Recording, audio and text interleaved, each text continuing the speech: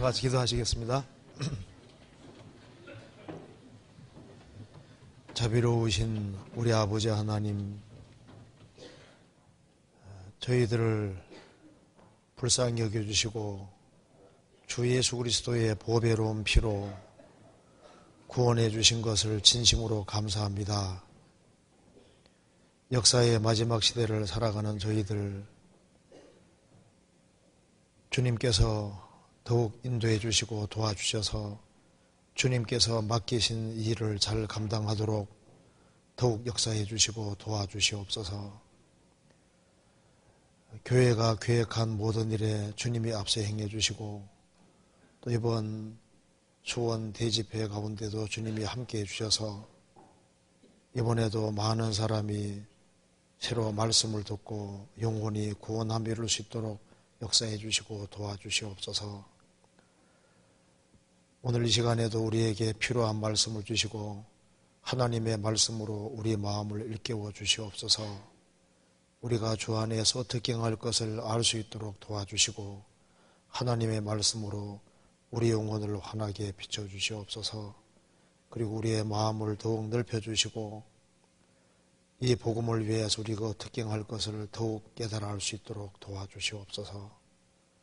특별히 해외 선교하는 모든 손길에 주님이 함께해 주시고 또 선교사님들 가정가정마다 주님이 지켜주시고 영육관에 도와주시옵소서.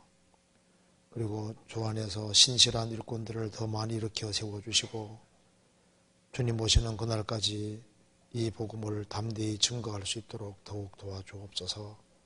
오늘 모든 시종 주 성령께서 우리 마음 가운데 역사해 주시옵소서. 주 예수 그리스도 이름으로 기도하옵나이다. 아멘. 성경 호세아 14장 찾으시겠습니다.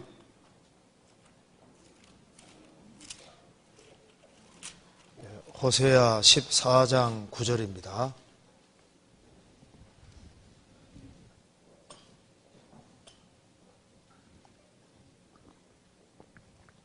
(14장 9절)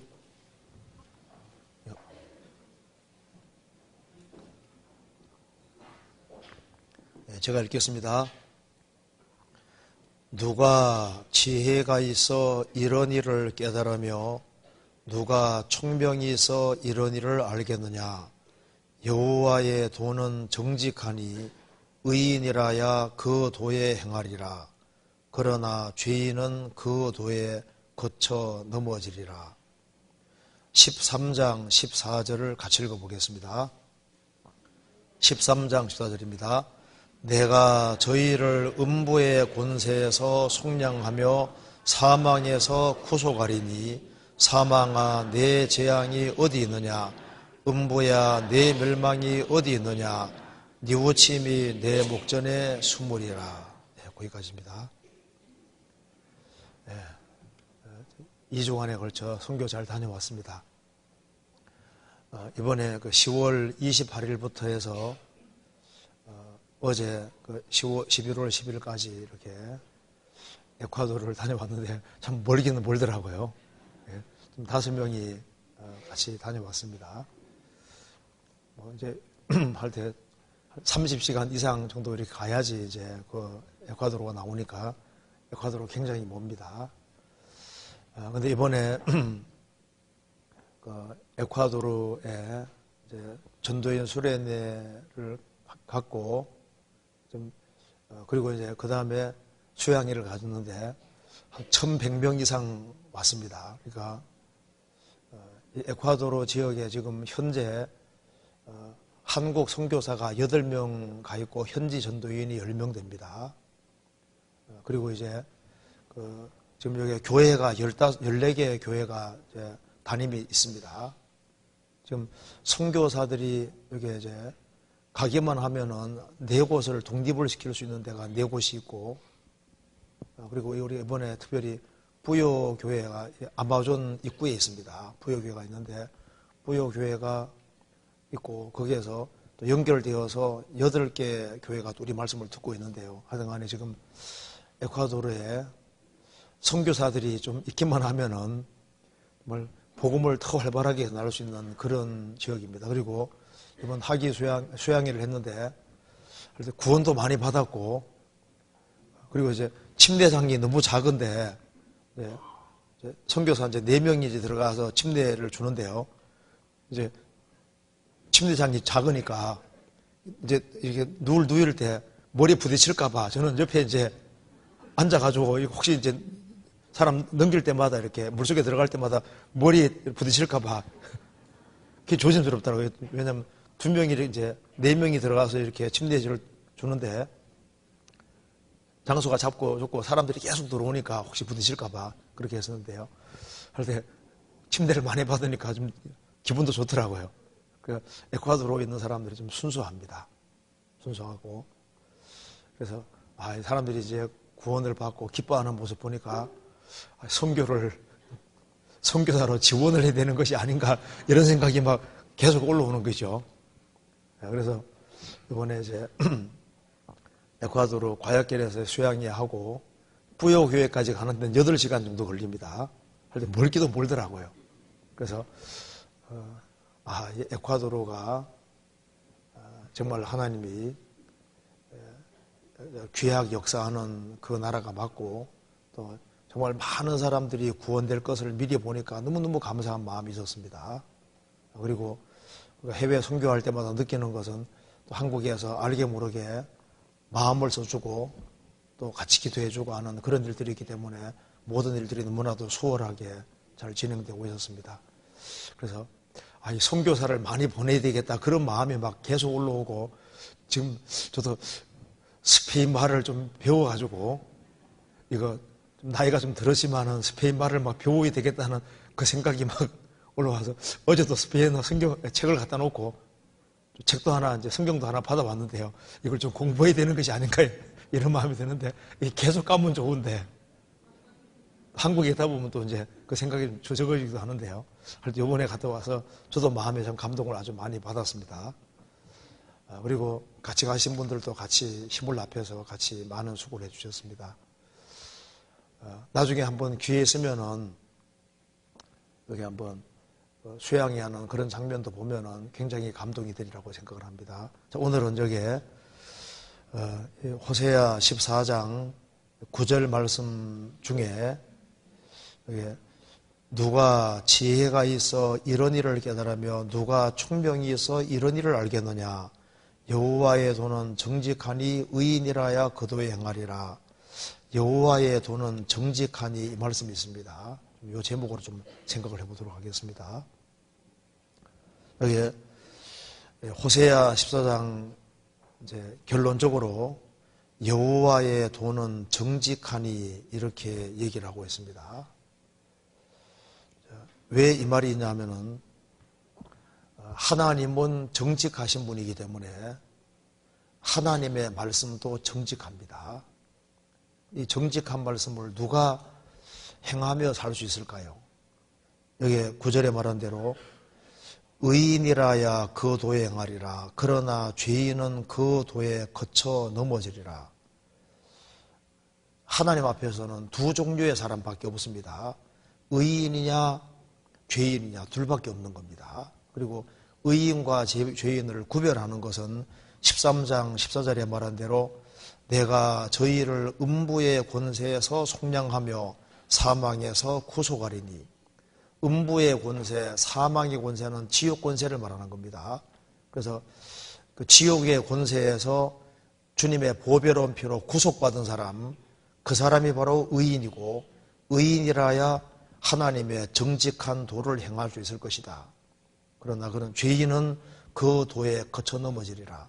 사람이 중생하지 아니하면은, 거듭나지 아니하면은 하나님의 도는 정직하기 때문에 하나님 말씀 가운데 살아갈 수가 없는 겁니다. 그래서 오늘 여호와의 도는 정직하니 이 제목으로 같이 한번 생각을 해보겠습니다.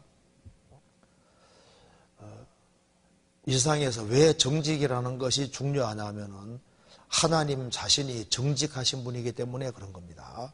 성경 한번 찾아봅시다. 여기에 먼저 신명기 32장을 보시겠습니다. 신명기 32장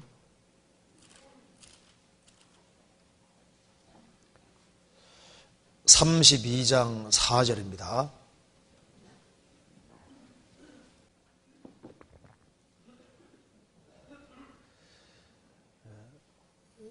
(32장 4절) 그는 반석이시니 그 공덕이 완전하고 그 모든 길이 공평하며 진실무망하신 하나님이시니 공의로우시고 정직하시도다.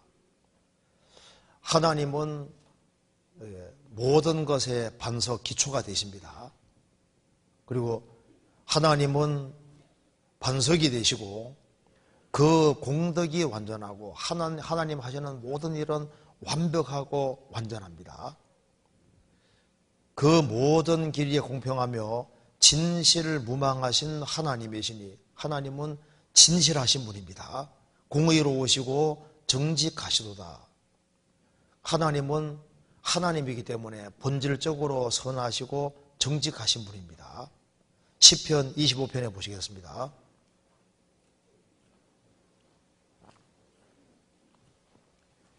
(25편) 8절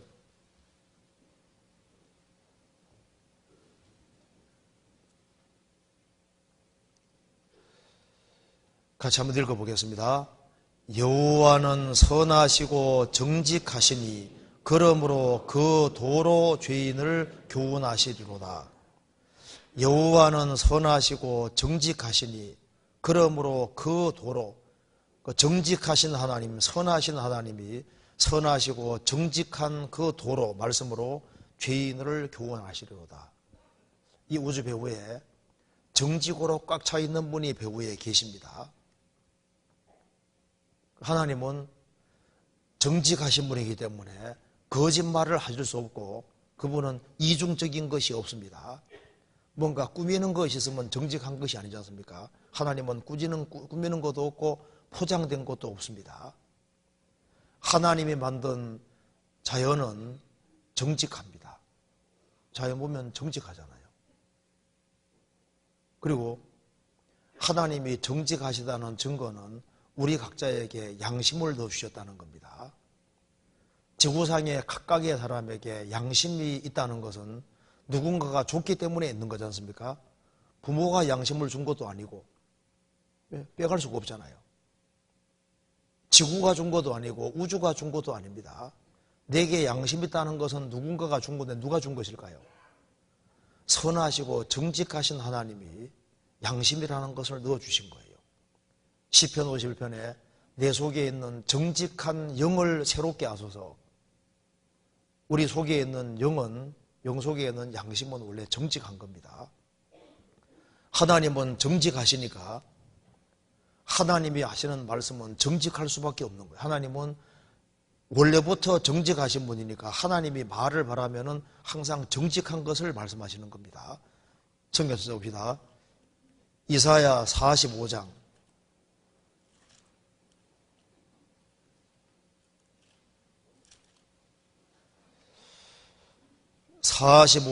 18절입니다.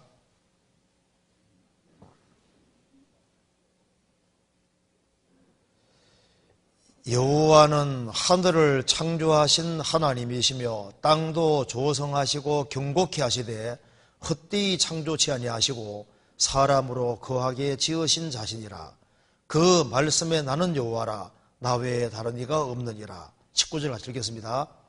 나는 흑암한 곳에서 은밀히 말하지 아니하였으며 야곱 자손에게 너희가 나를 헛되이 찾으라 이르지 아니하였노라. 나 여호와는 의를 말하고 정직을 고하느니라. 성경의 하나님은 하늘을 창조하시고 땅을 직접 만드신 분이고 헛되이 아무렇게나 창조치 아니하시고 사람이 살 수 있도록 지으신 분입니다. 나는 여호와라 나 외에 다른 이가 없느니라.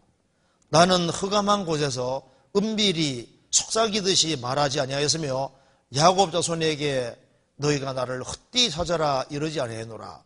나 여호와는 의를 말하고 정직을 고하느니라. 하나님은 의롭고 정직하신 분이기 때문에 거짓말을 할 수 없습니다. 그렇기 때문에 나 여호와는 의를 말하고 정직을 고하느니라. 성경은 하나님이 내려주시는 말씀이니까 모든 면에서 정직합니다. 세월이 지나가면 지나갈수록 성경의 정직성은 더 늘어납니다. 성경의 모든 진술이 다 정직한 진술입니다.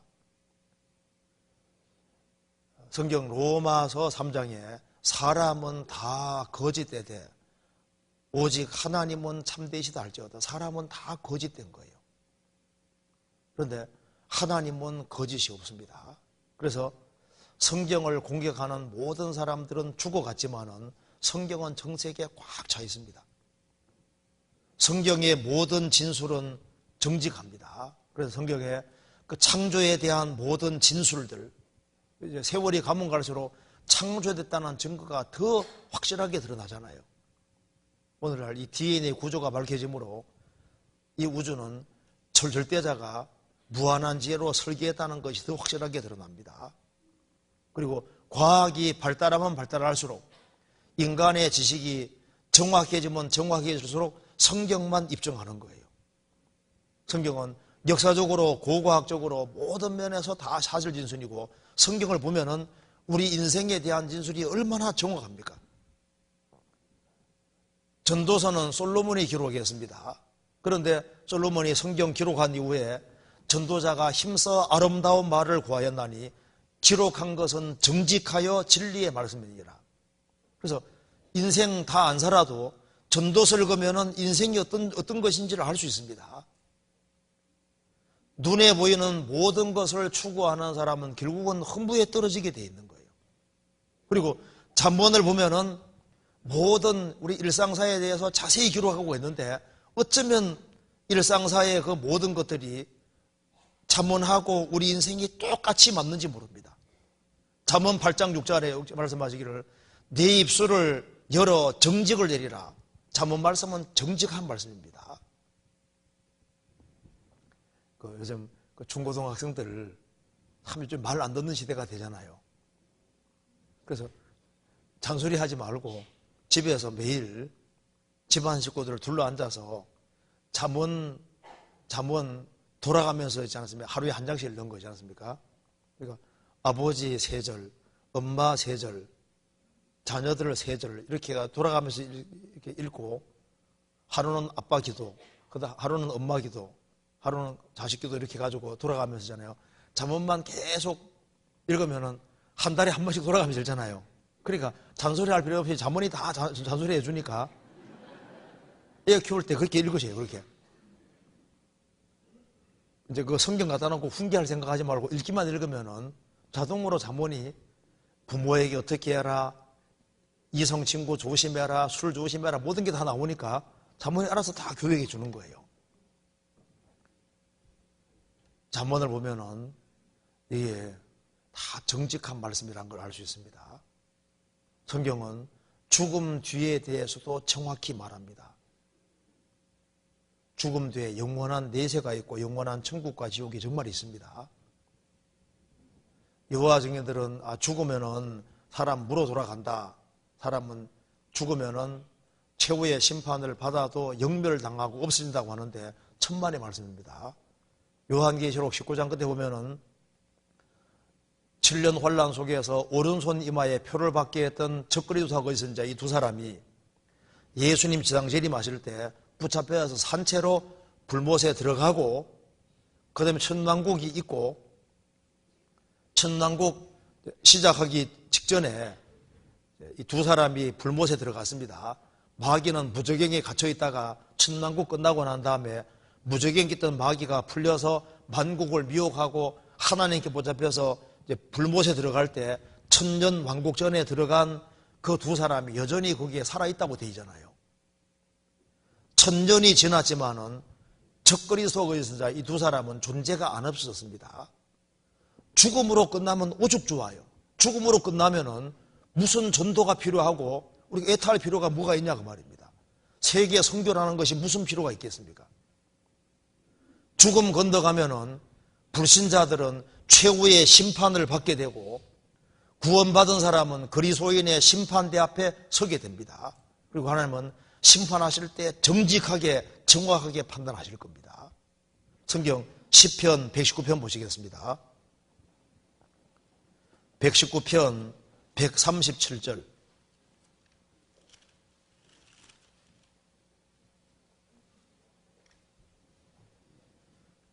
(137절)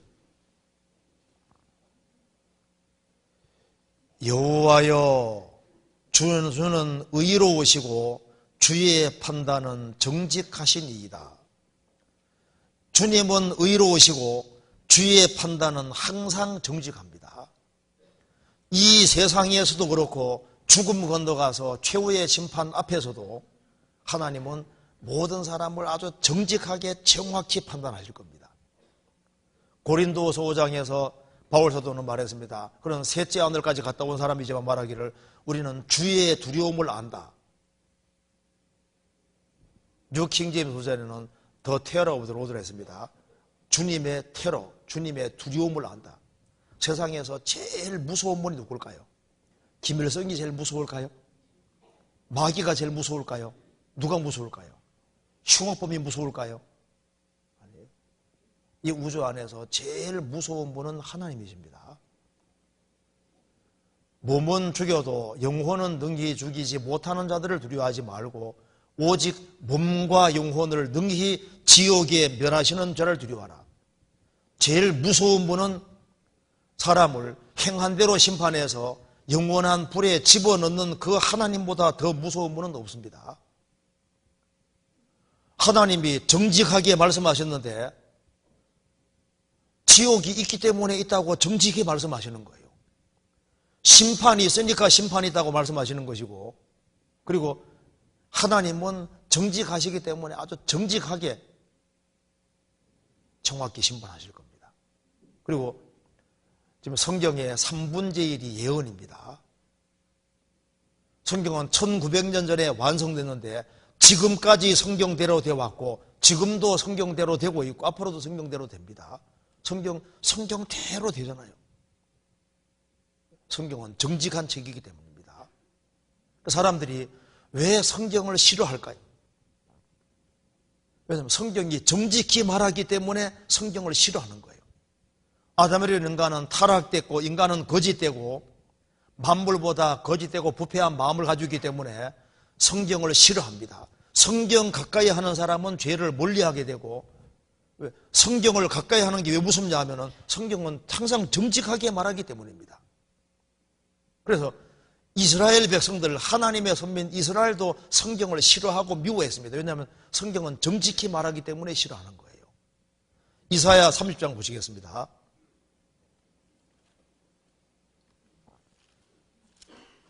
이사야 30장 8절입니다.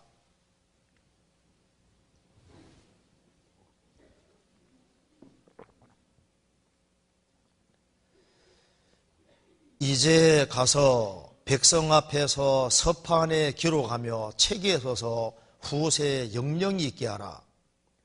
대저 이는 패역한 백성이요 거짓말하는 자식이요 여호와의 법을 듣기 싫어하는 자식이라.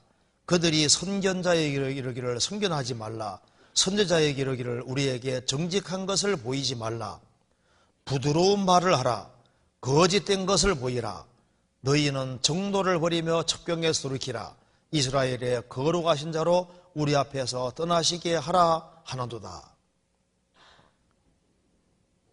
여기 성경에 말했습니다. 서판에 기록하며 책에 서서 후세에 영령이 있게 하라. 이 이스라엘 백성 보니까 패역한 백성이고 거짓말하는 자식이고 여호와의 법을 듣기 싫어하는 자식이라. 하나님이 선견자를 보내면은 선견하지 마라. 우리 상대를 정직하게 얘기해 주지 말라. 그리고 우리에게 정직한 것을 보이지 마라. 선자들에게 말하기를. 선자들이 정직하게 말씀대로 하니까 싫어하는 거예요. 우리에게 부드러운 말을 하라. 아첨되는 말을 하라. 거짓된 걸 보이라. 왜냐하면 타락되어 있기 때문입니다. 그래서 하나님의 도는 정직하기 때문에 이 성경과 배치되는 것은 거짓된 겁니다. 이제 마지막 때가 되면 될수록 성경을 듣지 않습니다. 성경은 정직한 책이기 때문에 이 성경 얘기를 듣기 싫어하고 인간은 타락되어 있고 날이 가면 갈수록 세상이 더 타락하니까 세상에 거짓된 얘기는 귀를 기울이면서 성경 얘기는 안 들으려고 합니다. 그렇잖아요. 우리 시대만큼 스승이 많아지는 시대도 없습니다. 그런데 성경에 반대된 얘기하면 다 좋아하는 거예요. 디모데후서 4장 보시겠습니다.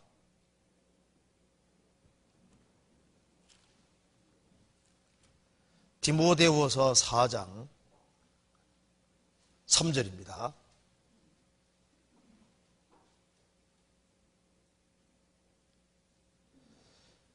때가 이르리니 사람이 바른 교훈을 받지 아니하며 귀가 가려워서 자기의 사욕을 좇을 스승을 많이 두고 또 그 길을 진리에서 돌이켜 허탄한 이야기를 좇으리라. 때가 이르리니 마지막 때가 되면 될수록 사람들은 바른 교훈을 받지 아니하며 인간 마음이 타락되기 때문에 성경은 바르고 정직한 책이니까 이걸 싫어하는 거예요. 귀가 가려워서 자기의 사욕을 좇을 많이 두고, 우리 시대 정말 귀가 가려운 시대입니다. 새로운 얘기를 듣기 좋아하는 시대잖아요. 또 가장 많은 이야기를 듣는 시대입니다. 그래서 자기의 사욕을 좇을 성을 많이 두고 마음이 타락되어 있기 때문에 자기 타락된 본성대로 살게끔 부추기는 그런 얘기들을 좋아하고 그런 말 하는 사람을 따라가는 겁니다. 또 그 길을 진리에서 돌이켜 허탄한 이야기를 두시리라.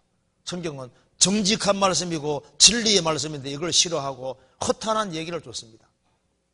그래서 무신론, 진화론, 인본주의, 현세주의, 세상에서 요즘 제일 많이 팔리는 책이 뭔지 아시죠? 재테크, 돈 버는 얘기, 건강 얘기, 책 명부 보면 건강에 관계되는 거, 돈 버는 관계되는 거, 이런 것에 대해서 책이 제일 많이 나오지 않습니까? 옛날 책은 그런 책은 거의 없습니다. 옛날의 책들은 정신을 건전하게 만드는 책으로 가득 차 있었던 거예요. 그렇지 않습니까? 그리고 공부를 많이 할수록 생각이 건전하고 바르게 살려고 했는데 지금은 그렇지 않습니다. 세상이 많이 바뀌었습니다. 세상이 아무리 바뀌어도 하나님은 바뀌지 않습니다. 하나님은 절대 꾸미시는 것이 없지 않습니까? 성경 한번 찾아봅시다. 예레미야 10장입니다. 예레미야 10장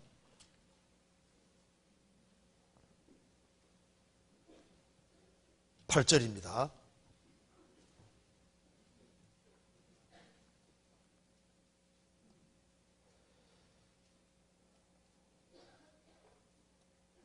그들은 다 무지하고 어리석은 것이니 우상의 돈은 나무뿐이라.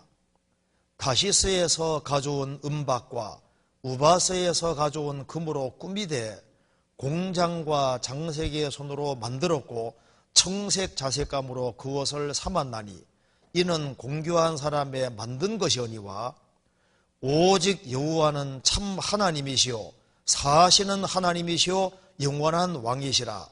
그 진도하심에 땅이 진동하며 그 분노하심을 열방이 능히 당치 못하느니라.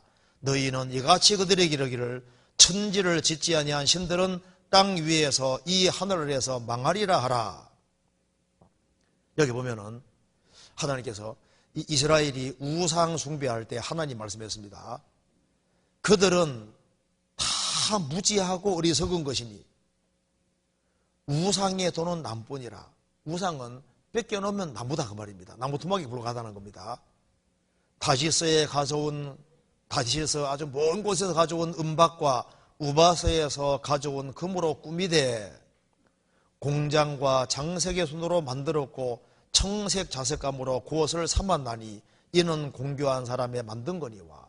우상 만들 때 나무 토막 한 방 딱 가져와서 잘라서 사람 모양을 다 만들고 거기다가 은박도 입히고 금도 금칠도 하고 옷도 입히고 해가지고 그를 싸게 만들어 놓잖아요. 돌 같은 걸 가져와서 우상 만들고 거기다가 금을 탁 이렇게 칠하고 해가지고 뭐 입혀놓고 하면 그럴싸해 보이잖아요. 근데 이게 전부 다 뭐냐면 다 꾸며놨다. 그래서 은박을 벗기고 금을 벗기고 다 벗기면은 나무 한 토막에 불과한 거예요. 우상 막 금칠을 해놨는데 뭐 대단해 보여도 싹 뺏기면 돌멩이가 들어있잖아요. 다 꾸며낸 거다 그 말입니다. 인간이 깎아세운 우상들을 조사해 들어가 보면은 뭐 돌멩이밖에 없고 바위밖에 없고 나무 같은 것이밖에 없는 거예요. 그러니까 다 포장되어 있는 신에 불과하고 진짜 신이 아니다 그 말입니다. 사람도 포장이 많이 돼 있습니다. 뭐 사람들이 아이돌 해가지고 이제 막 요즘 인간을 우상화 시키는데 로마 설장에 썩어질 사람이라, 사람은 썩어질 사람인데 뭐 인간이 대단한 것처럼 보이지만은 뺏겨놓으면 뭡니까? 뺏겨놓으면은 비참한 죄인에 불과한 거예요. 장군이라고 계급장을 몇 개 달아놔서도, 장군 달아놔서도 다 뺏기면요 착한 죄인밖에 안 되는 거예요. 그렇지 않습니까? 그래서 사람이 사람을 잘 모르는 겁니다. 세상에 많은 종교의 교주들이 있지만은 다 뺏겨놓으면 다 죄인에 그들은 자기 죽음 하나 해결을 못하는 죄인이고 죽음 건너가면 멸망할 사람에 불과한 겁니다. 이 세상에 많은 종교들이 나왔습니다. 그런데 해부에 조사해보면 아무것도 아닌 거예요. 그렇지 않습니까? 인도에는 3억 3천만 가지 이상의 신이 있다고 하지만은 뭐 뺏겨놓으면 없는 거예요. 학설들도 얼마나 많이 포장되어 있는지 모릅니다. 진화로 막 대단한 것처럼 보이죠. 진화로에 대한 책임은 얼마나 많아요. 결국은 따져보면은 전부 다 저절로 생겼다고 얘기를 하는데 그거 황당한 얘기 아니에요? 뺏겨놓으면은 학설도 뺏겨놓으면 아무것도 아닌 거예요. 물질에서 생명이 나왔다는데 물질에서 생명이 절대 못 나온다는 게 밝혀지잖아요. 단순한 데서 복잡한 데 갔다 그랬는데 전부 다 복잡하게 되어 있습니다. 아메바 하나가 얼마나 복잡한데요. 영국의 브리테니카 백과사전 그 한 질로 되어 있는 그것이 1000개, 1000질 정도, 그 정도 정보가 아메바 하나 속에 들어가 있습니다.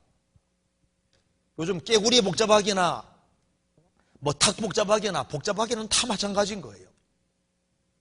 한 종에서 다른 종으로 넘어갔다 한 종에 다른 종으로 못 넘어갑니다.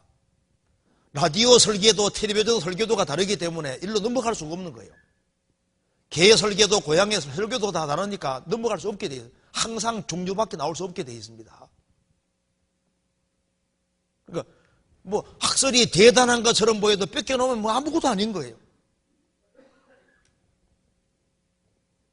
그 미국에서 네브라스카주에서 네브라스카인이라고 하나 나왔었지 않습니까? 그 사람을 만들어 놨는데 나중에 보니까 이빨 하나밖에 없는 거예요. 이빨 하나 가지고 사람 모양을 만들어 놨는데 그 이빨도 나중에 알아보니까 멧돼지 이빨입니다. 멧돼지 이빨. 그 이빨 하나 가지고 어떻게 사람 만드냐 그 말입니다.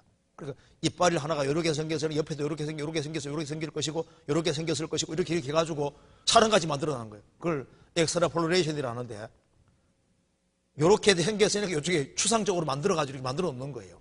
나중에 뺏겨보니까 이빨 하나잖아요. 원숭이와 사람 사이의 중간고리 그거 다 거짓이라는 게 다 드러나지 않습니까? 그러니까 뭐 대단한 것처럼 보여도 다 뺏겨놓고 보면은 나무 토막인 것처럼 뺏겨놓고 보면 그게 아무것도 아니고 내 인생 문제를 해결 못 해줍니다.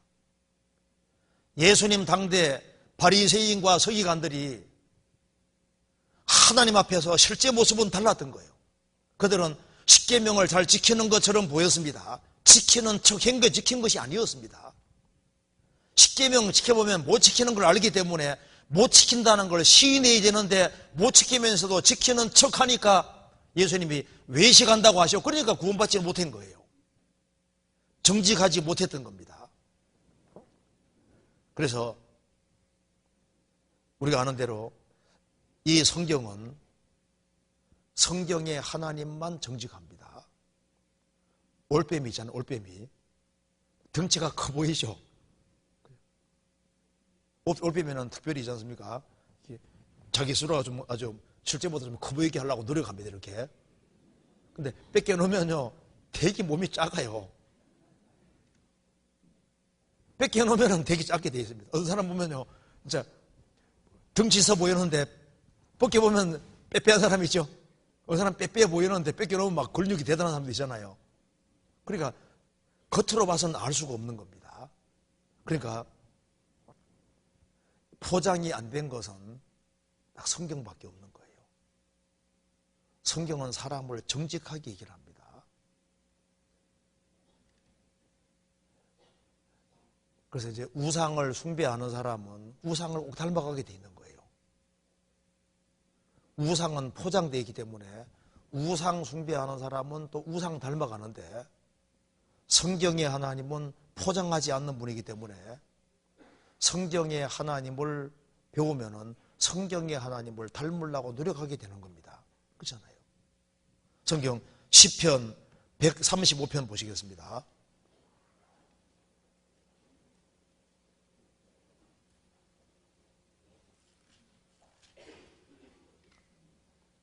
15절.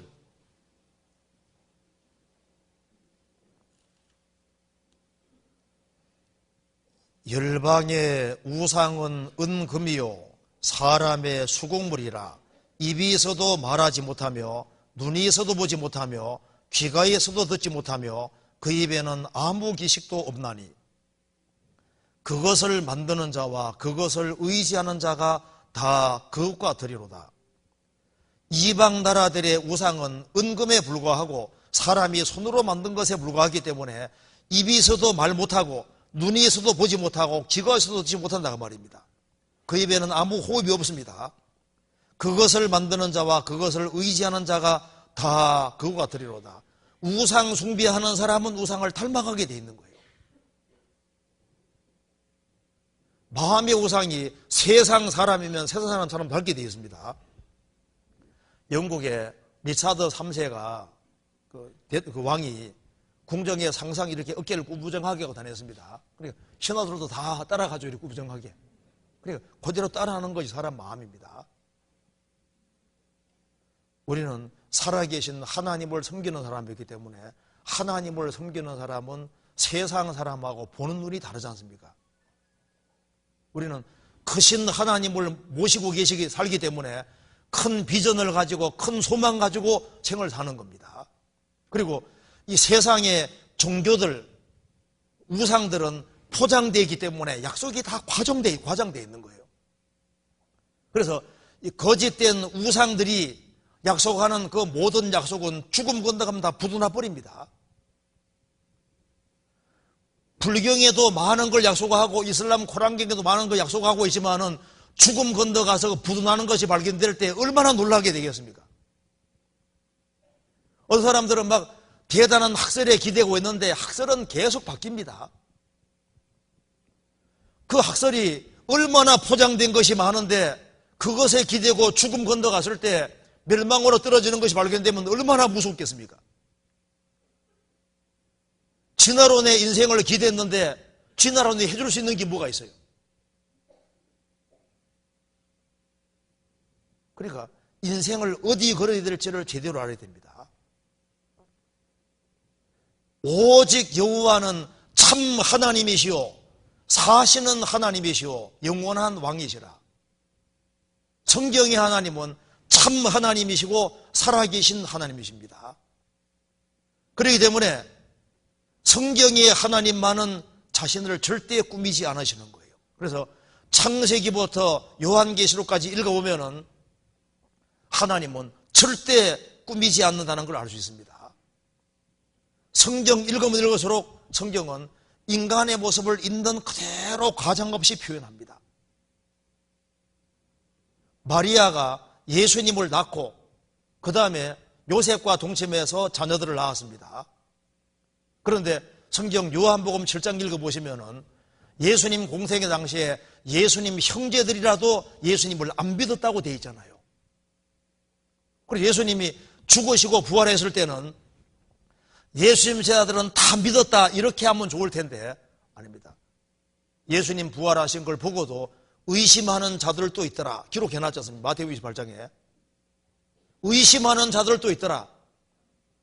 계획적으로 고의적으로 믿게 만들려면 다 믿었다 해야 될 거 아니에요. 성경은 정직합니다. 믿지 않는 자들도 있더라고 성경이 말하고 있잖아요. 바울 사도가 사역하니까 신약 성경 14권 쓴 사람이 사역을 했으니까 바울 사도는 뭐 하나도 안 속았다 하면 좋을 텐데 바울 사도도 거짓 형제들 중에 위험 당했다고 성경 기록하고 있잖아요. 예수님 제자 베드로 수제자 바울 사도가 베드로 사도가 외식하니까 책망한 것도 딱 외식한 거 책망한 기록되어 있죠.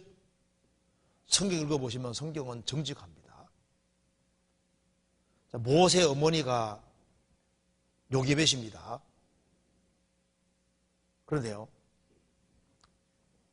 아므람과 요게벳이 결혼했는데 아므람 요게벳이 고모예요, 고모.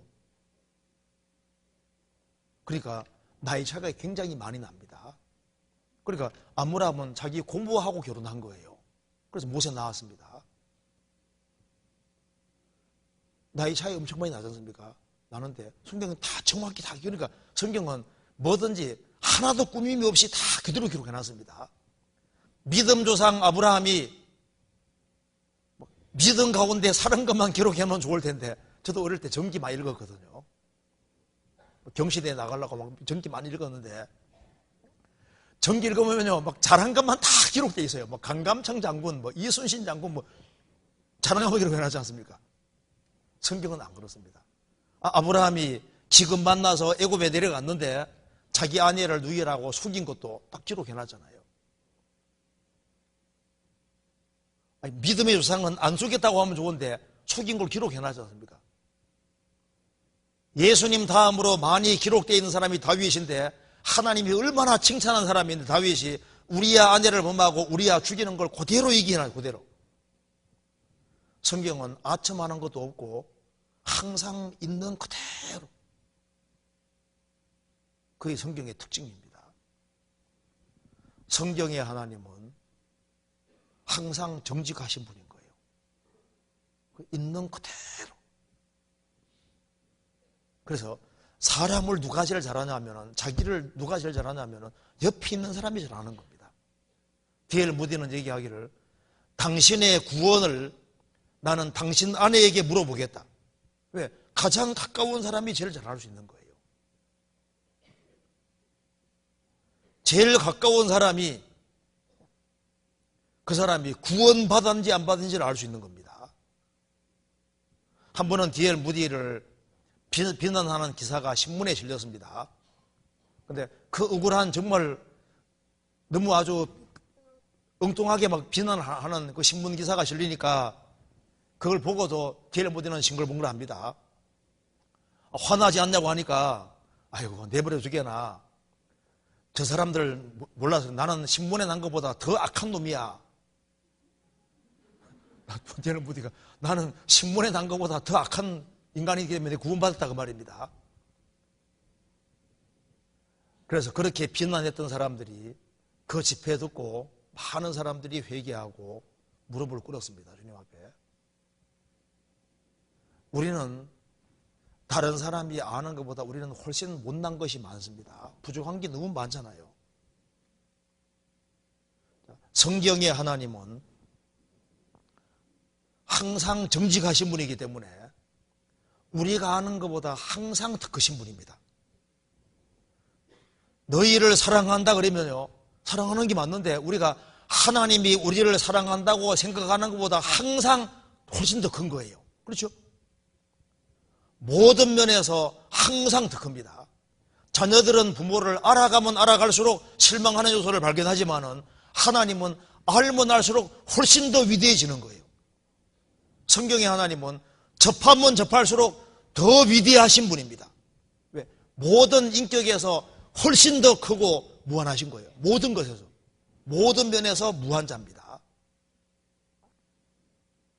10월의 숙장이 말씀하시기를 하나님은 자기보다 더 크신 이가 없으므로 성경의 하나님보다 더 크신 분이 없기 때문에 자신을 가리켜서 맹세했다고 되어 있습니다. 그러니까 하나님은 하나님이신 거예요. 모든 면에서 무한대로 광대하신 분입니다. 그렇기 때문에 하나님은 말씀하시면은 약속이 하나도 과장된 것이 없는 거예요. 이 세상에는 포장되고 과장된 약속이 많잖아요. 하나님은 하나님이시기 때문에 말씀하시면은 과장이라는 게 없는 거예요. 1.1핵도 안 떨어지고 다 이루어지는 것이 맞습니다. 율법에 한 획이 떨어짐보다 천지 없어짐이 쉬우리라. 그래서 하나님은 정직하신 분이시고 정직하기에 말씀을 내려주셨기 때문에 이 성경 붙잡고 살아가는 사람은 결코 실망하지 않을 겁니다. 왜냐하면 성경은 정직한 책이기 때문에 성경을 공격해서는 못 이깁니다. 왜냐하면 정직하신 하나님이 내려주셨고 이 말씀을 보증하시기 때문에 이 하나님 말씀은 정직한 자에게는 산성이 되는 거예요. 성경 잠언 10장 보시겠습니다. 10장 29절입니다.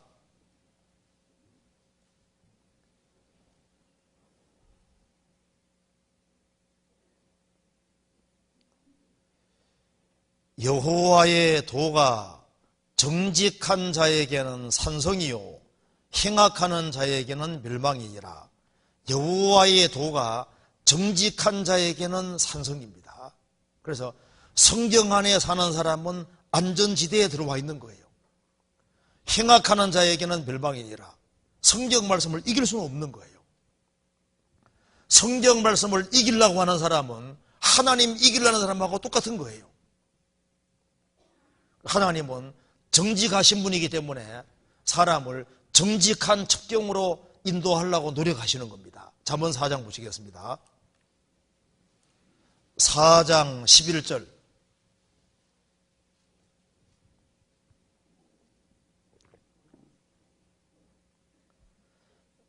내가 지혜로운 길로 내게 가르쳤으며 정직한 첩경으로 너를 인도하였은즉. 하나님은 의롭고 정직하신 분이기 때문에 정직한 첩경으로, 정직한 지름길로, 정직한 길로 인도하려고 하시는 겁니다. 그래서 의인이 돼야만 하나님의 말씀을 행할 수 있게 되는 겁니다. 그럼 어떻게 하면 의인이 될 수 있을까요? 호세아 다시 봅시다. 14장 봅시겠습니다. 호세아 14장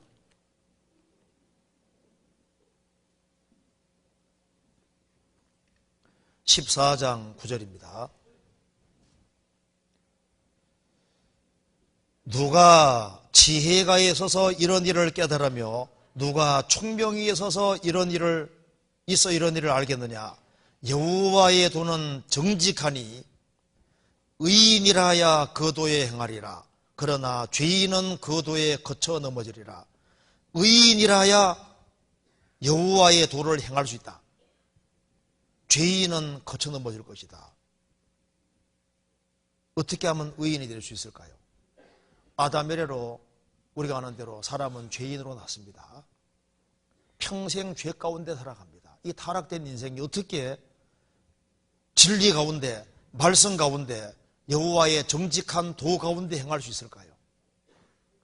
그러니까 성경에서 말씀을 구원부터 받으라고 말씀하신 겁니다. 하나님의 생명부터 얻어야 되는 겁니다. 호세아 13장 14절에 내가 저희를 음부의 권세에서 속량은 값을 지불하고 사는 겁니다. 예수님이 핏값을 지불해서 저희를 음부 지옥의 권세에서 속량 건져내며 사망에서 구속하리니, 구속 곧 죄사함이라고 그랬죠.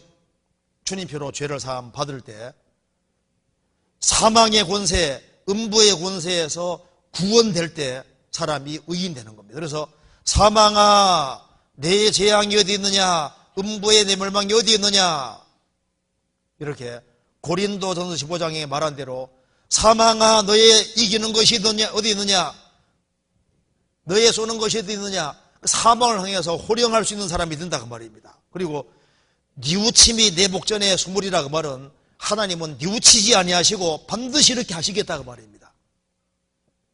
예수님이 죽으시고 부활하심으로 구원을 완성해 놓으신 겁니다. 그래서 사람이 구원받을 때 예수님의 보배로운 피로 구원을 받을 때 음부의 권세에서 속량, 죄를 사함받고 구속되면서 그때 성령이 그 사람 속에 들어와서 새 사람이 되고 양심이 깨끗해지고 너희가 진리의 말씀을 순종함으로 너희 영혼을 깨끗하게 하여 거짓이 없이 형제를 사랑하기 이르렀으니 마음으로 뜨겁게 비춰 사랑하라는 말씀대로 죄를 사함받고 성령이 들어오실 때 그 사람이 깨끗하게 되는 겁니다. 그래서 의인이 되지 아니하면은 여호와의 도는 정직하기 때문에 그 가운데 행할 수 없는 겁니다. 로마서 3장 보시겠습니다.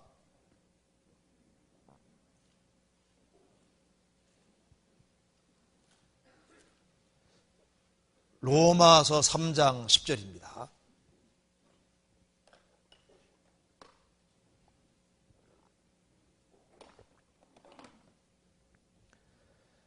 기록한 바 의인은 없나니 하나도 없으며 깨닫는 자도 없고 하나님을 찾는 자도 없고 다 치우쳐 한 가지로 무익하게 되고 선을 행하는 자는 없나니 하나도 없도다.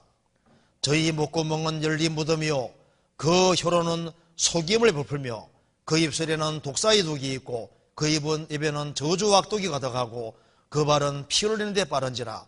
파멸과 고생이 그 길에서 평강이를 알지 못하였고 저희 눈앞에 하나님을 두려움이 없느니라 함과 같으니라. 인간의 타락성을 잘 얘기하고 있습니다. 의인은 없나니 하나도 없으며 깨닫는 자도 없고 타락된 죄인은 아무것도 못 깨닫습니다. 성경에 대해서 캄캄하고 아무것도 못 깨닫습니다. 그리고 하나님을 찾는 자도 없고 타락된 죄인은 하나님께 간절하게 묻지 않습니다.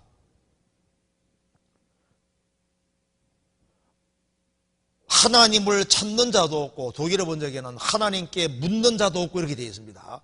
온갖 우상에게 묻고 점장에 묻고 세상 현자들에게는 묻을지라도 하나님 앞에 문제를 정말 가지고 안 오는 거예요. 그리고 다 치우쳐 한 가지로 무익하게 되고 성경의 기준에서 벗어났다 그 말입니다. 한 가지로 무익하게 되고 무익하게 되다는 것은 지성과 감성과 의지가 썩었다 그 말입니다. 그리고 선을 행하는 자가 없나니 하나도 없다. 인간은 참으로 선을 행할 힘이 없습니다. 그렇기 때문에 저희 목구멍은 열린 무덤이요 그 혀로는 속임 베풀고 그 입술에는 독사의 독이 있고 그 입에는 저주와 악대가 더하고 입으로 온갖 악한 말을 하고 그 발은 피 흘리는 데 빠른지라. 발로 죄에 짓는 데 빠른 겁니다. 그리고 평강의 길을 알지 못하였고 저희 눈앞에 하나님을 두려움이 없는 일 함과 같으니라. 그런데 이런 사람이 구원을 받으면 어떻게 됩니까? 구원받으면 완전히 상황이 바뀌어지는 겁니다. 22절부터 24절까지 같이 읽어봅시다. 곧 예수 그리스도를 믿음으로 말미암아 모든 믿는 자에게 비치는 하나님의 의인이 차별이 없느니라. 모든 사람이 죄를 범하였음에 하나님의 영광이 이르지 못하더니 그리스도의 소 안에 있는 구속으로 말미암아 하나님의 은혜로 값없이 의롭다 하심을 얻은 자 되었느니라. 의인은 없는데 예수 그리스도를 믿음으로 말미암아 모든 믿는 자에게 미치는 하나님의 의인이, 그래서 값없이 공짜로 의롭다 하심을 얻은 자 되었느니라. 그래서 의롭다함을 얻고 의인이 되면은 죄사함 받을 때 성령이 들어오시잖아요. 내 죄를 속하여 주신 주 내 속에 들어와 계시네. 죄를 사함 받은 사람 속에 신비하게도 성령이 들어오시고 성령이 영혼 속에 작업을 하시기 때문에 신비하게도 10절 반대로 되는 겁니다. 의인은 있나니, 거듭난 사람은 의인이잖아요. 사람이 이제 거듭나면은 깨닫는 자도 없고, 거듭나면은 놀랍게도 깨달음이 시작이 됩니다. 하나님 영광하는 빛이 우리 마음속에 비춰지기 때문에 자신이 구원된 것을 알고, 그리고 이제 이 성경을 하나씩 깨달아가는 것이 놀라운 거예요. 깨달음이 시작이 됩니다. 그리고 하나님을 찾는 자도 없고 본능적으로 하나님을 찾게 되어 있는 거예요. 자녀가 태어나면 어머니 품을 찾듯이 거듭나면 자동으로 하나님께 향하게 되어 있습니다. 자동으로 하나님께 묻게 되어 있잖아요. 그리고 다 치우쳐. 그런데 참 거듭나면은 말씀 가운데 들어오고 확실한 기준을 가지고 진리 가운데 행하게 되는 거예요. 주의 말씀은 내 발의 등이요 내 길에 비치니이다. 그래서 치우치지 아니하고 한 가지로 무익하게 되고 지성과 감성이니까 이게 의지가 다 썩었는데 거듭나면은 참 신기한 일이 벌어집니다. 마음 생각이 새로워지고 그 옛날에 이 감정이 죽었던 사람들도 있지 않습니까? 눈물도 많아지게 되고 그리고 이제 주님께서 이 우리 영 속에 작용하셔서 우리의 혼도 자꾸 혼 속에도 역사하셔서 우리의 마음과 생각, 정신을 자꾸 회복시키시는 거예요. 선을 행하는 적 없는 게 아니라 이제 성령으로 말미암아 선을 행할 힘이 생기고 그리고 그 목구멍은 열린 무덤이라 그랬는데 주의 성령 역사로 입술의 열매를 창조하시고 입이 바뀌어집니다. 그리고 그 발은 피 흘리는데 바른 것이 아니라 그 발은 이제 영혼을 건져러 다니는 발로 바뀌어가잖아요. 파멸과 고생이 그 길에 있는 것이 아니라 이제 생명의 길로 걸어가고 하나님을 두려움이 없는 이랑 같으니라 하나님을 지극히 두려워하는 사람으로 바뀌어지게 되는 겁니다. 사람이 거듭나지 아니하면 죄인은 결국은 여호와의 도에 거쳐 넘어지는데 왜냐하면 이해가 안 되기 때문입니다. 죄인은 교회 생활해도 결국 자기 행위에 기대서 넘어집니다. 자기 생각 안에 하나님을 집어넣으려니까 하나님이 들어가지 않잖아요. 자기 생각을 고집하기 때문에 결국에는 넘어집니다. 의인이라야 거도에 행하리라. 확실히 거듭나야 됩니다. 그래야만 여호와의 도가 정직하고 그리고 정직하게 살아갈 수 있는데 참된 믿음이 들어오면 착한 양심이 생기는 거예요. 디모데 전서 1장 19절에 말한 대로 믿음과 착한 양심을 가지라.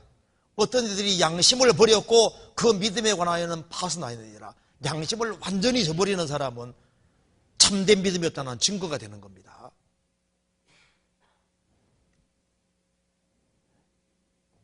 사람의 양심은 영혼의 소리인 거예요. 그래서 육신 정욕에서 나오는 소리는 육체의 소리일지라도 양심에 나오는 소리는 영혼의 소리입니다. 이 양심, 착한 믿음과 착한 양심을 가지라. 그런데 참된 믿음이 오면은 착한 양심이 오게 돼 있고 정직의 길을 걷게 되는 겁니다. 그래서 성경에 말한 대로 의인이라야 그 도에 행하리라. 거듭나야만 진리 가운데 행할 수 있다는 걸 말씀하신 겁니다. 이 구약 성경에 보면은 정직하게 사는 사람의 대표로 하나님이 들고 있는 사람이 누군지 아시죠? 다윗. 다윗은 우리아의 일을 제외하고는 일평생에 정직했다고 성경에 말하고 있습니다. 찾아볼까요? 열왕기상 15장 찾아봅시다. 열왕기상 15장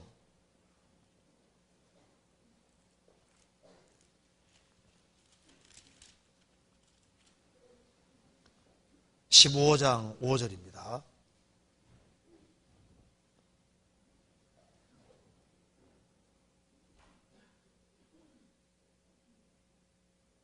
(15장 5절) 이는 다윗이 햇사람 우리아의 일 외에는 일평생에 여호와 보시기에 정직행하고 자기에게 명하신 모든 일을 어기지 아니하였습니다. 다윗은 우리야 일 외에는 일평생에 여호와 보시기에 정직히 행했다. 그리고 자기에게 명하신 모든 일을 어기지 아니하였다. 하나님이 다윗을 평가한 겁니다. 다윗은 평생에 여호와 보시기에 정직히 행했다. 그래서 하나님께서 다윗을 귀하게 여기셨습니다. 그리고 요셉은 정직한 사람이죠. 그걸 어떻게 알 수 있냐면 창세기 37장 보면은 야곱은 형들이 잘못하면 어떻게 합니까? 잘못하면 아버지한테 정확히 대얘기하잖아요. 그러니까 형들이 그렇게 미워하는 거예요. 요셉이 정직하잖아요. 그러니까 요셉이 이제 에집트에 내려가서 억울한 누명 쓰고 감옥 가 있잖아요. 가 있는데 술 맡은 관원장과 떡 맡은 관원장이 들어왔습니다. 근데 이 사람들이 바로 파라왕 옆에 있는 사람이니까 고관 대작입니다. 그런데 각각 꿈을 꿨는데 몽조가 달랐습니다. 술 맡은 관원장에 대해서는 요셉이 말하기를 당신은 3일 후에 복직될 겁니다. 그 얘기하기는 쉬운데 이제 이 사람 떡 맡은 관원장은 3일 후에 죽거든요. 그러니까 당신은 3일 후에 분명히 죽을 겁니다. 정확히 말하는데 그거 말하기가 좋은 얘기는 해주기 쉬운데 죽는다는 얘기 해주기 안 쉽잖아요. 요셉은 아주 절이 없는지 막 그대로 있는 그대로. 그리고 이제 야곱 식구들이 이제 기근 피해서 에집트 내려와서 왕을 만나야 되는데 에집트 사람들은 양치는 사람들을 아주 가장 천하고 아주 안 좋은 직업으로 생각하거든요. 아주 멸시하는데 왕 앞에 가면은 우리는 대대로 양치는 생활을 했다고 정직히 얘기하라고. 우리는 그래서 어차피 고센 땅에 살아야 된다고 정직하게 얘기했겠지 않습니까? 요셉은 정직한 사람이었습니다. 욥기 1장 찾아보시겠습니다. 욥기 1장 1절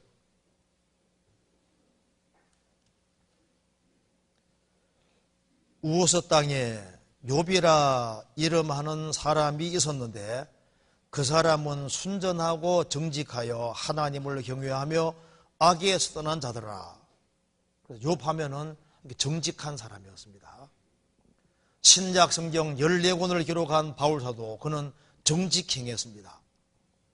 고린도서 1장에서 이제 바울사도가 경솔히 행했다고 얘기를 하니까 바울사도가 말하기를 나는 앞에서는 예예하고 뒤에서는 아니라 하는 일이 없었다. 악과 기가 다르지 않았다는 것을 변명하고 있습니다. 우리는 정직하게 행했다. 에녹이 하나님과 300년 동안 동행했습니다.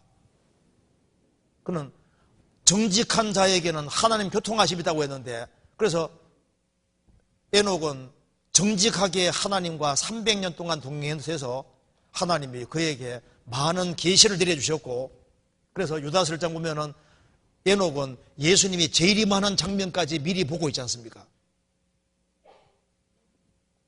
정직이 지름길이라는 걸 우리가 알 수 있습니다. 이사야 26장 찾아봅시다.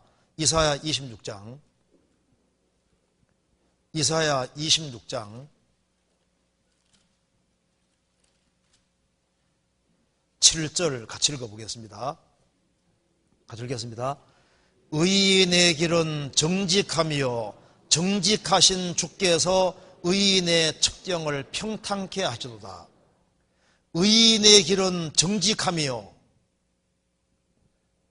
의인이 된 사람이 의인의 길을 걸어가고 갈 수 있고 의인의 길은 정직하며 넘어질 때도 있지만은 정직하게 살라고 발부둥 치는 거예요. 그래서 그리스도인들이 순간적으로 거짓말할 수도 있지만은 양심이 얼마나 찔립니까? 어떻게든 정직하게 살라고 갈등 노력하잖아요. 의인의 길은 정직하며 정직하신 주께서 의인의 척경을 평탄케 하시도다. 그래서 정직의 길이 바로 지름길이 되는 겁니다. 인생의 지름길은 복잡하지 않습니다.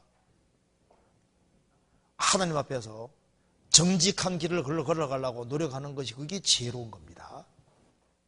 욥기 17장 보시겠습니다.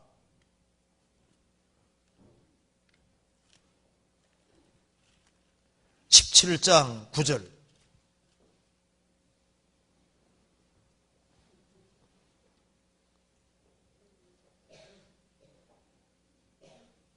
그러므로 의인은 그 길을 독실히 행하고 손이 깨끗한 자는 점점 힘을 얻느니라.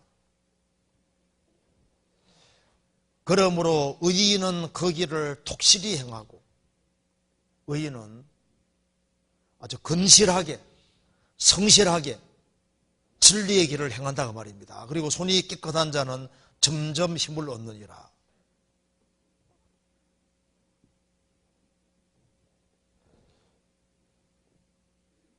제가 책에 보니까 이런 말 나오더라고요. 1시간의 즐거움을 맛보려면 맛있는 음식을 먹고, 2-3시간 즐겁게 하려면 영화관에서 영화 보고, 4-5일을 즐거워하려면 마음에 맞는 사람과 여행하고, 한 달을 즐겁게 하려면 새 차를 사고, 1년을 행복하게 하려면 새 집을 사고, 일생을 행복하게 살려고 하면은 양심의 소리를 듣고 정직하게 살아라. 일생을 행복하게 살려면 양심의 소리 듣고 정직하게 살아라. 우리나라 앙케조사 속에 보면은 초등학생 상급생들에게 정직하게 살면은 손해본다는 대답이 60% 이상 나옵니다. 60% 이상. 그래서 초등학생도 정직하게 살면 손해본다고 생각하는 거예요. 근데 아닙니다. 구원받은 사람은 세상 사람과 사는 방식이 다릅니다. 말 선다고 살아가면은 그게 제일 바른 길이고 지름길이 되는 거예요. 어떤 소년이 시험 점수 받아봤는데 20점 받아봤습니다. 그래서 너 이거 어떻게 생각하냐 아버지가 물으니까, 아버지 하나만 확실합니다. 그걸 자랑스럽게 여기게 됩니다. 저는 컨닝은 안 했어요. 나는 정직하게 행했다 그 말입니다. 세상적으로 아무리 번영하고 돈 벌고 해도 정직한 건 더 중요한 겁니다. 그리고 헌금 생활도 정직하게, 11월 할 때도 정직하게, 물질 관리도 정직하게, 정직하게 하는 것이 이게 좋은 거예요. 하나님은 안 쏘고십니다. 하나님은 우리의 정직성 여부를 시험하시거든요. 제가 글을 하나 읽어드리겠습니다. 한 간호사 초년병이 그 병원에서 가장 유명하고 노련한 외과의사의 큰 수술을 도왔습니다. 수술이 끝날 때쯤에 그녀는 수술에서 사용한 12개의 속명주 중에 11개만 해소되었고 나머지 1개는 아직 환자의 몸속에 있다고 보고했습니다. 의사는 12개를 다 꺼냈으니 이제 봉합하면 된다고 하면서 바늘과 실을 끄집어 집어들었습니다. 간호사는 절대로 깨매면 안 됩니다. 분명히 아직 하나가 남아있습니다. 환자 안전부터 생각해야 합니다. 그러면 끝까지 우깁니다. 그러자 의사는 빙그레 웃으며 자기 발밑에서 손뭉치 하나를 꺼내 보이면서 앞으로 내 수술에 전속으로 도와달라. 같이 열심히 잘해보자. 어떻게 하는가 시험한 겁니다. 분명히 손뭉치 12개인데 11개만 있고 하나가 없으니까 속에 들어있다고 생각하니까 절대 안 된다고. 이거 테스트한 거예요. 그러니까 하나님도 우리를 테스트합니다. 그리고 우리가 성경을 배울 때 정직한 마음을 가지고 배워야만 제대로 배울 수 있는 겁니다. 성경 찾아봅시다. 시편 119편입니다. 119편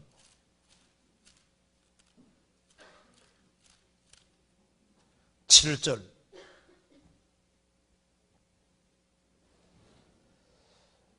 내가 주의 의로운 판단을 배울 때에는 정직한 마음으로 주께 감사하리이다. 내가 주의 의로운 판단을 배울 때 정직한 마음으로 주께 감사하리이다. 정직한 마음을 가지고 있지 않을 때는 하나님 말씀이 주어질 때 자기 기준에 맞는 것만 선별해 취하고 자기 기준에 안 맞는 건 버리거든요. 그래서 성경을 정직한 마음으로 배우지 아니하면은 부분 순종을 하게 되고 자기 마음에 안 드는 것은 빼놓고 자기 마음에 드는 것만 취하는 그런 식으로 되면은 성경을 하나님 앞에 정직하게 배우는 게 아닙니다. 그래서 주님 판단을 배울 때 정직한 마음으로 전체를 아멘해야만, 이거 그래야만 정직하게 배우는 게 되는 겁니다. 그리고 정직하지만은 열정의 마음은 없을 수도 있습니다.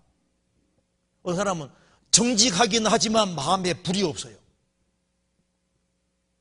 그래서 성경에 보면 정직하게는 행했지만은 온전한 마음으로 행치 않았다, 그런 말도 있거든요.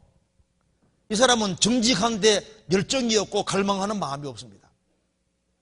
정직과 더불어서 간절한 마음, 열정 있는 그런 마음이 필요합니다. 그런데 우리가 정직하다고 할 경우에 이 애매한 경우도 있는 겁니다. 예를 들어서 기생 라합 같은 경우에 정탐꾼 두 사람이 왔는데 자기 감췄지 않습니까?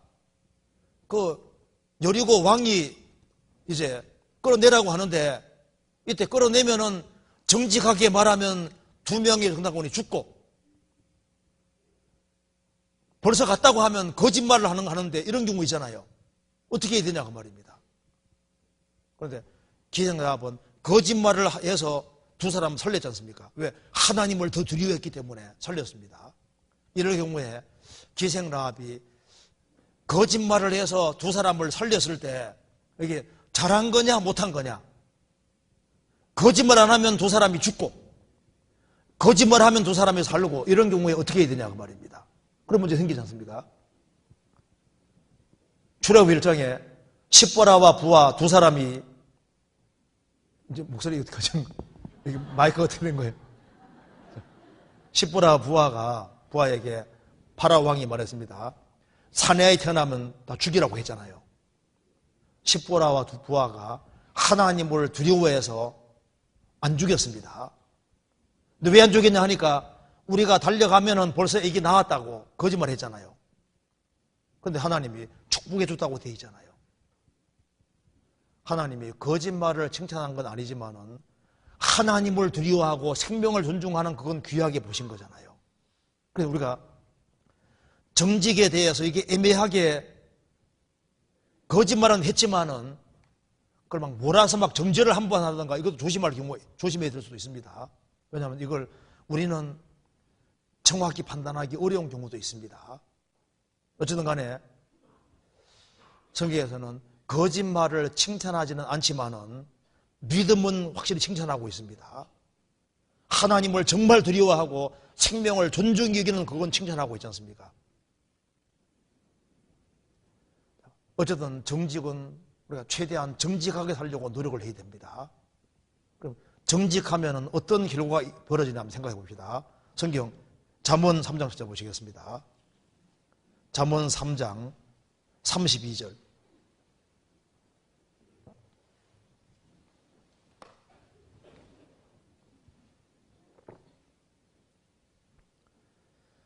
대저 패역한 자는 여호와의 미워하심을 입거니와 정직한 자에게는 그의 교통하심이 있으며, 하나님은 정직하신데 인간이 거짓 가운데 행하면은 정직한 사람은 정직한 사람과 교통이 되는 겁니다. 거짓이 많은 사람은 거짓이 많은 사람끼리 친한 거예요. 정직한 자에게는 하나님의 교통하심이 있으며, 하나님은 교통해 주시니까 악인의 저사는 그가 미워하셔도 정직한 자의 기도는 그가 기뻐하시느니라. 하나님은 정직한 자에게는 하나님의 교통하심이 있고, 정직한 자는 하나님 가까이 해주시고, 하나님은 정직히 행하는 사람에게 하나님 가까이 해주시니 그 사람은 당연히 은혜를 받고 영광을 받게 되는 겁니다. 잠언 여기 시편 찾아봅시다. 시편 84편입니다. 시편 84편 11절.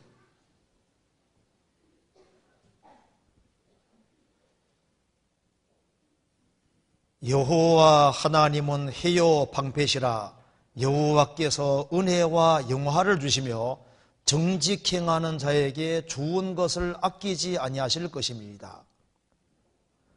하나님은 우리 인생의 서해라는 말은 우리 인생의 전부고 우리의 방패가 되시고, 여호와께서는 은혜와 영광을 주시며 정직행하는 자에게는 좋은 것을 아끼지 아니할 거예요. 정직한 사람에게 주님이 좋은 것을 막 내려주시는 거예요. 정직한 사람에게는 주님이 인생을 헤매지 않도록 빛을 뿌려주십니다. 시편 97편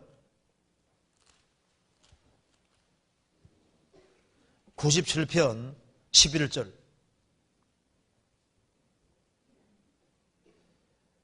의인을 위하여 빛을 뿌리고 마음이 정직한 자를 위하여 기쁨을 뿌려도다. 하나님은 의인을 위해서 헤매지 않도록 빛을 뿌려주시고 마음이 정직한 자를 위하여 기쁨을 뿌려도. 그러니까 진리 가운데 정직하게 행하면 주님 그 사람에게는 빛을 뿌려주셔서 헤매지 않게 하시고 기쁨을 뿌려주시니까 빛을 거두고 기쁨을 거두도록 인생에 참된 기쁨을 주시는 거예요.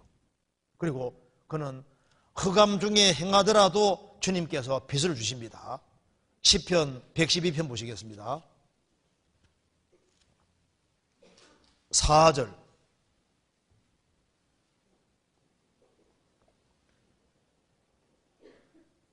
정직한 자에게는 흑암 중에 빛이 일어나나니 그는 어질고 자비하고 의로운 자로다. 정직한 자에게는 하나님이 정직하신 분이기 때문에 흑암 중에서도 빛이 일어나 살게 도와주십니다. 하나님이시니까. 그리고 하나님은 정직하게 살아가는 그런 사람들에게 하나님이 틀림없이 좋은 것을 주십니다. 그리고 여기에 잠언 2장 찾아봅시다. 잠언 2장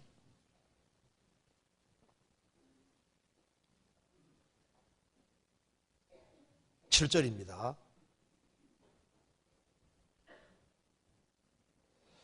그는 정직한 자를 위하여 완전한 지혜를 예비하시며 행실이 온전한 자에게 방패가 되시나니.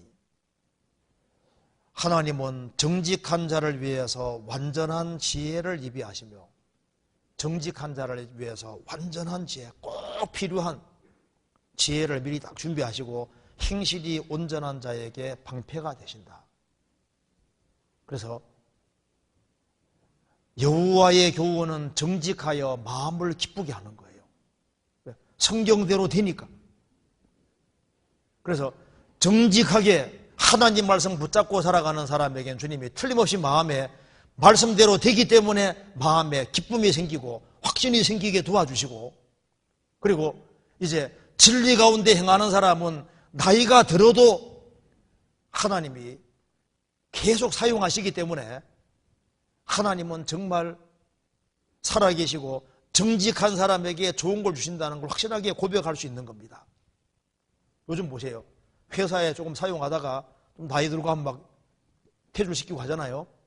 그런데 하나님은 그런 것이 없습니다. 우리 하나님은 퇴출 같은 거 없어요. 성경 찾아봅니다. 시편 92편 보시겠습니다. 92편 12절입니다.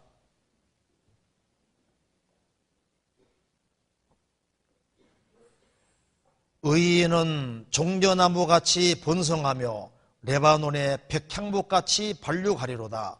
여호와의 집에 심겼으며 우리 하나님의 궁정에서 흥왕하리로다. 늙어도 결실하며 진액이 풍족하고 빛이 청청하여 여호와의 정직하심을 나타내리로다. 여호와는 나의 바위시라 그에게는 불의가 없도다. 의인은 종려나무같이 레바논의 백향목같이 번성하고 발육할 것이다. 여호와의 집에 심겼으며, 신약시대 여호와 집은 교회입니다. 심겼으며 우리 하나님의 궁정에서 흥왕할 것이다. 늙어도 결실하며 진액이 풍족하고 빛이 청청할 것이다. 늙어도 결실합니다. 구원받고 진리 가운데 살아가는 사람은 나이가 들어도 주님이 여기저기 다 사용하십니다. 그리고 결실하도록. 그래서 하나님은 항상 정직하신 분이기 때문에 여호와의 정직하심을 나타내실 것이다. 그리고 정직하게 행하면은 그 자신뿐 아니라 후대까지 복이 있다고 되어 있는 겁니다. 후대까지. 시편 112편 보시겠습니다. 2절.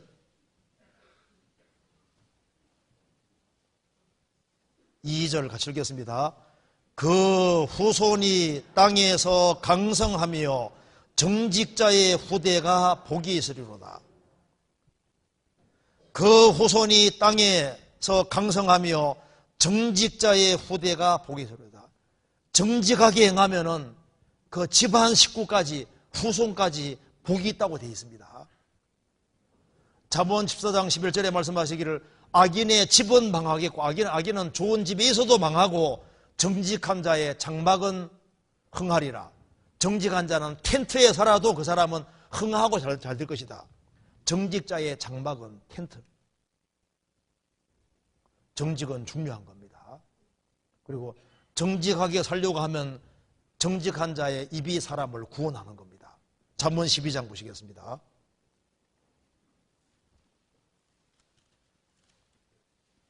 (12장) 6절.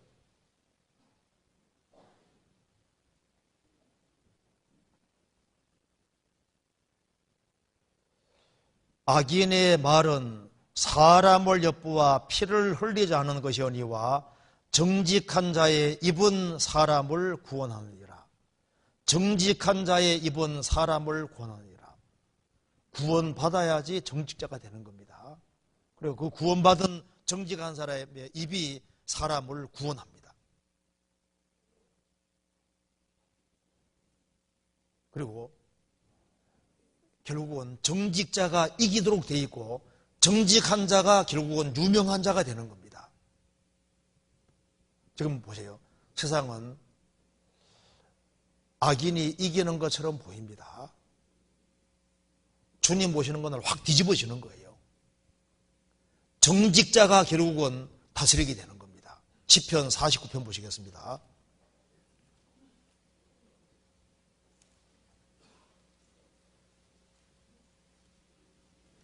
(49편) 14절.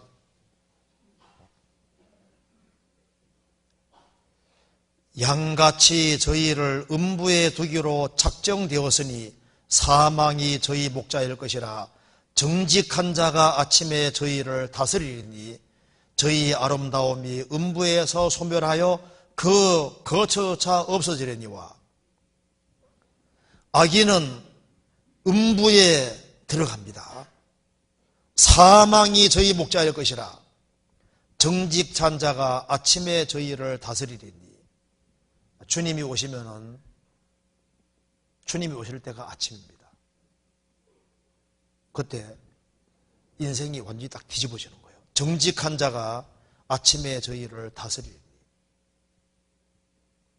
주님 오시면은 인생 역전이 이루어집니다. 이런 얘기 들어보셨죠? 이제 숫자가 큰 사람이 이제 항상 높임 받는 그런 말이 있었는데, 이제 1.5는 5가 지나가면 항상 경미하는 거예요. 항상 경미합니다. 왜? 이제 숫자 큰 것이 항상 존경받으니까 인사하는데, 어느 날 1.5가 어느 날 고개 빳빳하게 들고 가는 거예요. 5에게 인사 안 하는 겁니다. 너 왜 내게 인사 안 하냐? 점 뺐어. 갑자기 15가 된 거예요. 확 뒤집어졌습니다. 그러죠. 주님 오시는 건 인생이 확 뒤집어지는 거예요. 주님 오시면은 우리가 진리 가운데 행한 것이 드러나게 되고, 그리고 그리스도인이 높아지게 되는 거예요.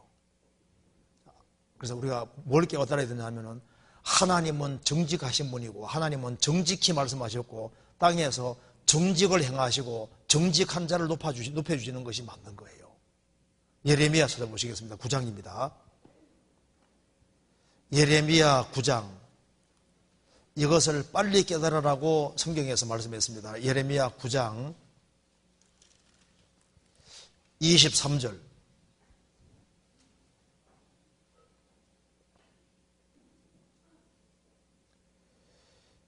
여호와께서 이같이 말씀하시되 지혜로운 자는 그 지혜를 자랑치 말라. 용사는 그 용맹을 자랑치 말라. 부자는 그 부함을 자랑치 말라. 자랑하는 자는 이것으로 자랑할지니 곧 명철하여 나를 아는 것과 나 여호와는 인애와 공평과 정직을 땅에 행하는 자인 줄 깨닫는 것이라. 나는 이 일을 기뻐하노라. 여호와의 말이니라. 자기 지혜 자랑하지 말고 자기의 부함, 자기의 용맹 자랑하지 마라. 베트남에서 이제 전쟁할 때 아주 총알도 4개 막 피했다고 아주 큰 소리 치던 사람이 뉴욕에 구경 갔다가 바나나에 미끄러져 죽었습니다. 총알은 피했는데 바나나는 못 피해서. 내가 그렇게 용감해서 적을 많이 무찔러 대도 바나나 하나 못 이기잖아요. 그래 자기 용맹을 자랑할 것이 못 되고 부자도 자랑할 것이 못 된다. 진짜 자랑해야 될 것이 있는데 명철하여 나를 아는 것과 하나님 아는 것을 자랑하고 나 여호와는 인애와 공평과 정직을 땅에 행하는 자인 줄 깨닫는 것이라. 하나님은 사랑과 공의를 행하시고 정직을 땅에서 행하시는 자다. 하나님은 항상 정직하게 일을 행하시고 계시는 겁니다. 그래서 우리가 성경을 보면은 세상 사람들은 양심을 어기고 곤보술수행하고 마음대로 살도록 부추기는데 성경은 말합니다. 손해보더라도 정직하신 주가 배후에 계시니까 정직하게 바르게 살아라고 공고하는 거예요. 잠언 30장 써봅시다. 잠언 30장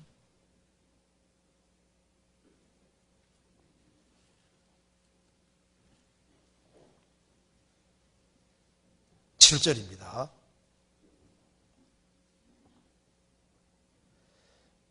내가 2가지를 주께 구하여 싸우니 나의 죽기 전에 주시옵소서. 곧 허탄과 거짓말을 내게서 멀리하옵시며 나로 가난하게도 마옵시고 부하게도 마옵시고 오직 필요한 양식으로 내게 먹이시옵소서. 홍내가 배불러서 하나님을 모른다. 여호와가 누구냐 할까 하며 홍내가 가난하여 도둑질하고 내 하나님의 이름을 욕되게 할까 두려워함이니이다. 아굴은 겸손한 사람이었습니다. 4절에 말한 대로 그는 성부와 성자를 아는 사람이고 하나님 말씀을 붙잡고 사는 사람입니다. 그가 하나님을 알고 하나님 말씀 붙잡고 사는 사람이기 때문에 그는 2가지를 구하고 있습니다. 하나님, 내게 허탄과 거짓말을 내게서 멀리해 주십시오. 내가 이 세상에서 정직하게 살도록 도와주시고 나는 가난한 것도 말고 부한 것도 말고 신앙생활 잘하면 되니까 내게 필요한 양식만 주십시오. 내가 너무 배가 부르면은 여호와가 누구냐 할까 하며 내가 너무 가난하면 육신이 있기 때문에 도둑질을 할까 두려우니까 하나님, 내게 꼭 필요한 걸 주셔서 내가 이 세상에서 진실하게 정직하게 살다가 주님 앞에 설 수 있도록 도와주십시오. 대나무는 곧지 않습니까? 우리가 구원을 받은 사람으로서 최대한 양심 가운데서 바르게 진리 가운데 살다가 주님 앞에 서는 것이 그게 현명한 길입니다. 왜? 여호와도는 정직합니다. 우리가 넘어질 때도 있지 않습니까? 욕심은 있지만은 그래도 돌이키고 최대한 진리 가운데 바르게 행하려고 노력하고 그런 갈망하는 마음으로 살아갈 때 주님이 그 마음을 보시고 축복해 주시라고 생각합니다. 같이 기도하시겠습니다. 자비로우신 우리 아버지 하나님, 저희들로 하여금 주 예수 그리스도를 알게 하시고 주의 보배로운 피로 구속해 주시고 또 주 성령님의 도우심으로 주님의 공로를 믿게 해주신 것을 감사합니다. 역사의 마지막 시대를 살아가는 저희들, 세상에 너무나도 많은 유혹이 있습니다. 하지만 주님의 말씀 가운데 진리 가운데 행할 수 있도록 더욱 역사해 주시고 끝까지 하나님 말씀을 붙잡고 하나님을 의지하며 생을 살 수 있도록 도와주옵소서. 주님께서 맡기신 일을 잘 감당할 수 있도록 더욱 역사해 주시고 도와주시옵소서. 교회가 계획한 모든 일에 앞서 행해 주시고 주의 역사와 능력을 더욱 나타내 주옵소서. 주 안에서 저희들을 다 귀하게 쓰임받도록 더욱 도와주시옵소서. 주 예수 그리스도 이름으로 기도하옵나이다. 아멘. 찬송 같이 부르시겠습니다. 208장입니다.